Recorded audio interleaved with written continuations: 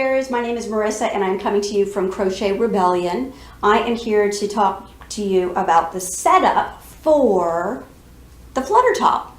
This tutorial is going to teach you what measurements you need to take on your body. You can take those measurements, go to my blog, it's free in the pattern, put those numbers in, and then make a sweater that's going to fit exactly the way you want it. You can plus it up, you can make it smaller, but these are the measurements that you need in order to do that. So first thing is you need to know how you want to wear this sweater. At the hip, longer, all the way to the knee as a dress. How much in the back do you want it to cover? In order to get that measurement for this garment, you take your measuring tape, you throw it over your shoulder, and you simply measure from one point to the other where you want it. And you might want to do it in front of a mirror just to get an idea of where it's hitting and how long it is, and make sure that you're not tugging this super tight so that you're squeezing it in and getting a measurement that's too small. You just kind of want to let it hang loosely. So my first measurement for making this would be about 43 inches. My second measurement that I need is how much of the privacy panel, the panel that you don't see a whole lot through, do I want? And how much of the lace panel do I want? The part that you can really kind of, doesn't give you very much coverage.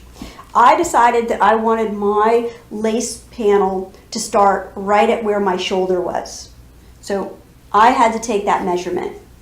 I took my measuring tape once again, I held it where my collarbone is, and I just measured out to my shoulder.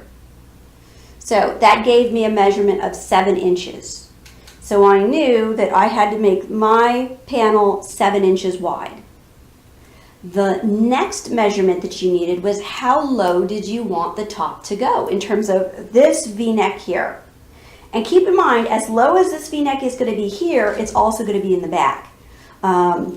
So I decided I didn't want something that was going to be too low or too high. I just wanted something that was going to be about 10 inches. That way, if I wanted to wear jewelry, I could. If I wore a tank top underneath it, it would look okay. If I wore a bathing suit and threw it over that, it would still look fine.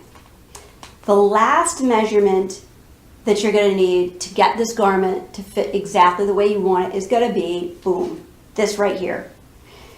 How do I make this seam? How long does it have to be? What do I sew up? So I chose a very fluid fabric. I want a very fluid kind of a shoulder piece here. So I didn't want to have my sleeve like super tight right up against my armpit. I wanted it to hang down just a little bit. So what I did is I said, okay, I wanted 3 inches of ease. That means I wanted 3 extra inches of space in the way it was going to fit. I measured my 3 inches down from my armpit, and that's where I started. And I measured down to wherever I thought that, that I was going to need, and that told me exactly where my side seams were going to be. So you've got your side seams, you've got where you're going to put the neck seams. We took that measurement. We took the measurement for the length of the garment, and we also took the measurements for the width of the garment.